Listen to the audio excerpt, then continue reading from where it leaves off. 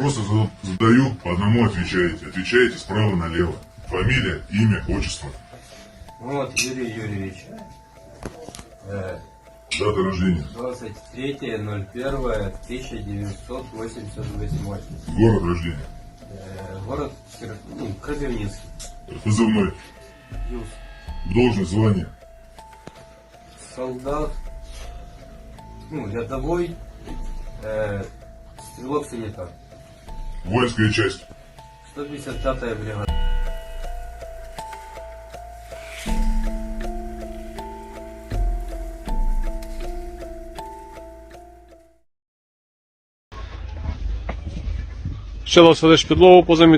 Ahead of any potential negotiations following Donald Trump's January 20th inauguration, the Ukrainian press firmly believes that the Kremlin is trying to expand its territorial control in Ukraine's Donbas region. Russian forces are close to completing 3 major operations in the south and center of the region, bringing them near to, and in the case of the Veliko-Novoselka, actual operational encirclement. At the same time, Russian troops are positioning for the next phase of the conflict, advancing on Pokrovsk from the south and west to lay the groundwork for a potential encirclement of the city. In Pokrovsk, Ukrainian military experts believe that the Russian forces are not trying to siege the town directly, but rather trying to bypass Pokrovsk in the Donetsk region to break the infrastructure chains. This was stated by the spokesman of the OSGT Kortizha, Viktor Tregyubov.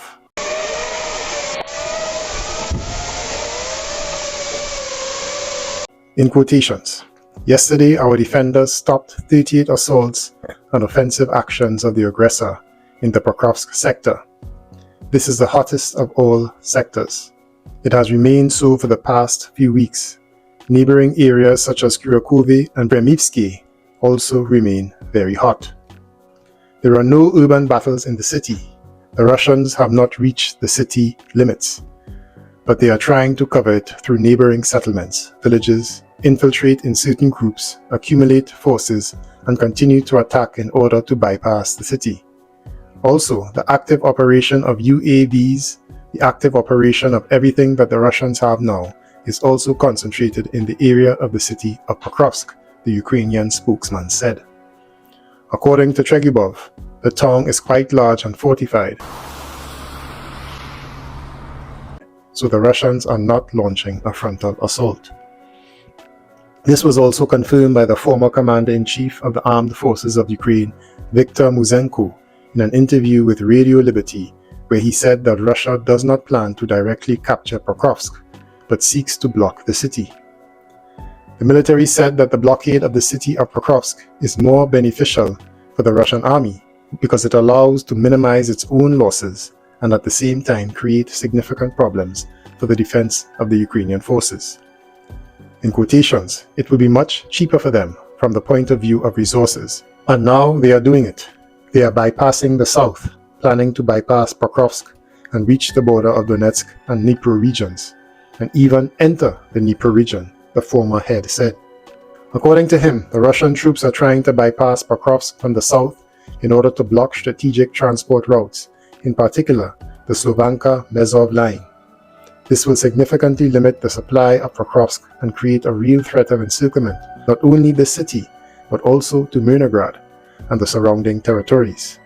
He said in quotations again, if the railway tracks, 2 directions, and 2 highways that were there are cut to the east of this line, it immediately limits the supply of Pokrovsk. That is, the logistics will be cut off. There is only one more direction left. It is to Dobropilia and Lozova. There is still from north to south, somewhere in the Dobropilia area, or maybe somewhere in Radensky. There is such a settlement there. This is also cut off. Then Pokrovsk is actually surrounded, the former commander-in-chief said. Muzenko notes that if this scenario is implemented, the consequences may be extremely dangerous. This will mean that we actually left Donbas to the Russians, Muzenko said. But perhaps the most alarming news for the Ukrainian armed forces on this front, as reported initially by Ukrainian journalist Yuri Butusov, came on New Year's Eve. And that is what we will discuss today. The focus of today's report is the disaster occurring on the southern Pokrovsk front with the Ukrainian armed forces. Now, for all you war enthusiasts, I've made a second tier to my membership, which provides exclusive combat footage, exclusive but very graphic, straight from the front line. So you might want to consider joining it and checking it out. I have several videos already uploaded. In fact, today I just came across what is probably, for me, the most heart-wrenching footage, an 8-minute long clip of hand-to-hand combat between a Ukrainian and Russian soldier. So check it out, support the channel, and let's get into it.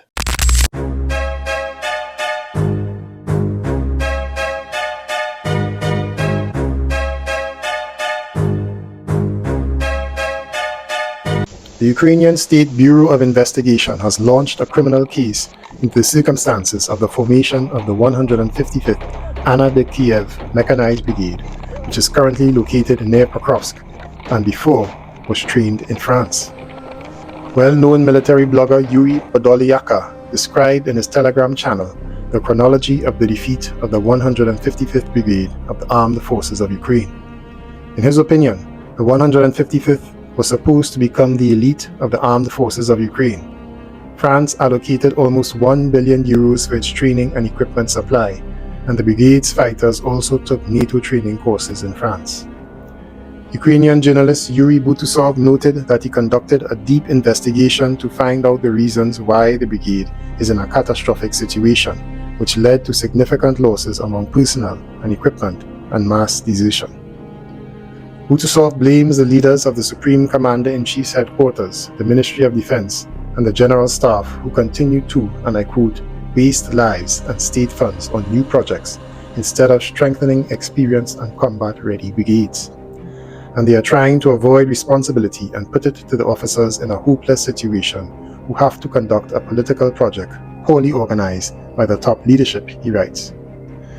The problem is that instead of training new fighters and replenishing existing brigades which already have experienced leadership, Zelensky came up with a plan for our NATO allies to form 14 new brigades, for the creation of which there were no commanders and leader staff, says Butusov. The cost of creating a new brigade in France is estimated at 900 million euros.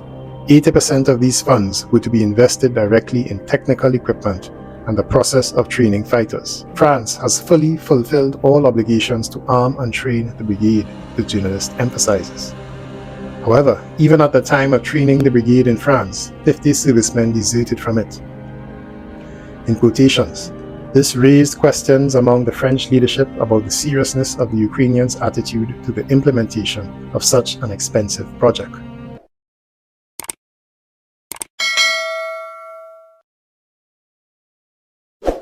A scandal broke out.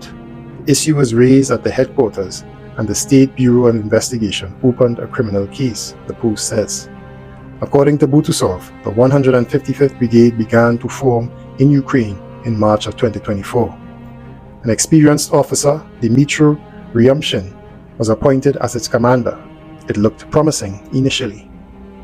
The formation and staffing of the brigade was the responsibility of the Operational Command West. The commander was General Svedyak. The chief of staff was Colonel Saletsky, and the commander of the ground forces was General Pavlyuk. But from the beginning, it turned out the OC West had neither command personnel, nor soldiers, nor weapons, nor resources to create a new unit. The formation of the 155th Brigade from the first days was a complete organizational chaos in literally all components, Butusov points out. Due to poor organization during the summer and spring, the brigade experienced massive desertion. By the time the brigade left for training in France in October, the desertion had reached almost 1,000 people, so it was clear that this would continue in France, he notes. Butusov calls the main problem that in the summer months, the leadership constantly removed minimally trained servicemen from the brigade to fill holes in other areas of the front. In July and August, more than 2,550 servicemen were removed from the 155th Brigade to replenish other units.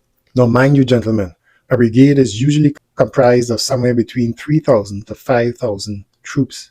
So to remove 2,550 troops means the brigade has less than 50% combat effectiveness. That is the state of the front line for Ukraine.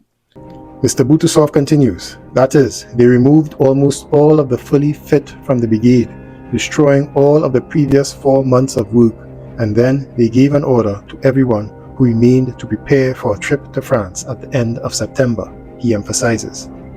So the command of the OC West sent to France not an organized and managed military unit that could learn a lot, but a crowd of new people just dressed in military uniforms, the journalist notes. At the same time, he adds that most of the soldiers of the brigade sent to France did not desert and took part in training. Meanwhile, in Ukraine, the instructors of the OC West were training another 4,000 fighters newly mobilized to replenish the brigade.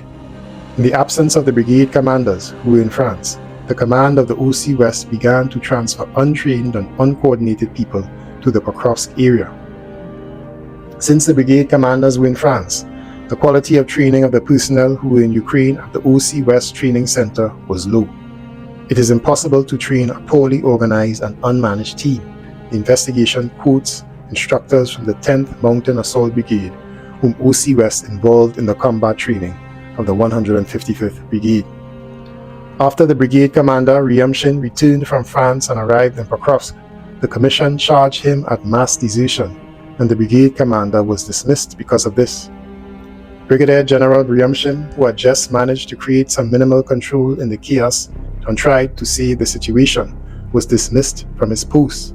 That is how the Ukrainian journalist described it. Several staff officers, one of the battalion commanders, also were dismissed. New commanders were appointed who had no understanding of the situation in the brigade. As a result, the chaos in management only intensified. From the first day of performing combat missions, significant losses of people began due to poor control and lack of training, he notes. In addition, Butusov emphasizes that although the Anna de Kiev Brigade was fully equipped with infantry, artillery, and armored vehicles, it did not have drones, the main means of intelligence and control in modern warfare, which made it actually limitedly suitable for conducting combat operations. Funds for drones were raised by volunteers. The main problem is still the lack of trained operators, and the 155th Brigade received 17 million hryvnias from the Ministry of Defense for buying a batch of drones only 10 days after entering the battle, the investigation says. At the same time, the brigade never received funds for electronic warfare. As a result, the brand new Leopard 2A4 tanks and VAB armored vehicles suffered losses, attacked by enemy drones at the very first attempts to use them in the battle, Butusov notes.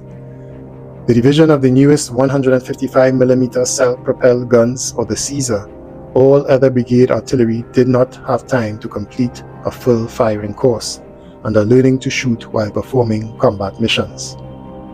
Nevertheless, he emphasizes that most of the soldiers of the 155th Mechanized Brigade at the front line are trying to honestly fulfill their duties. But as a result of such a criminal attitude towards the lives of soldiers, the 155th Brigade has been suffering significant losses from the first days. There are combat troops there who go on the assault because there is no one else. There are soldiers there who fight until the end for every position, and from the first days they do real feats. I saw it myself near Pokrovsk, the journalist points out. He called for those responsible for the current situation to be held accountable. In particular, Butusov considers the following to be the culprits. First, President Zelensky, who made unrealistic promises to the French President Macron and did not control the situation at all. Second, Defense Minister Umarev, who did not pay any attention to how such an important combat brigade is being prepared and equipped. Third is Commander-in-Chief of the Armed Forces of Ukraine, General Syrsky, who is unable to organize the planned process of organizing, training, and using reserves.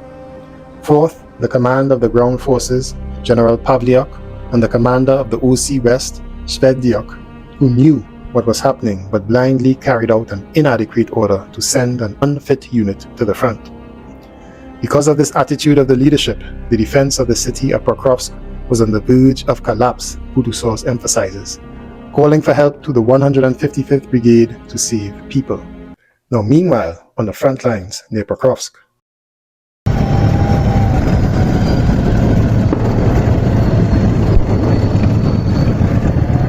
Several pro-Russian sources have also reported that Russian detachments have liberated the village of Vozdvyzhenka in the same region. The village is located east of the Pokrovsk defense node of the Ukrainian armed forces.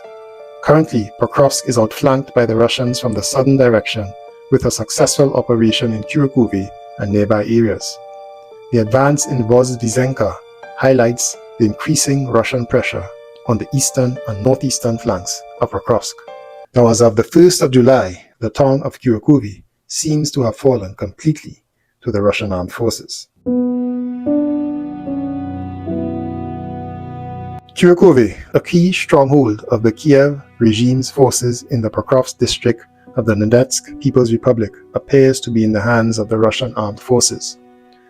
On December 31st, videos appeared online confirming the Russian advance in the industrial area of the town and control over Kurakhove thermal power plant.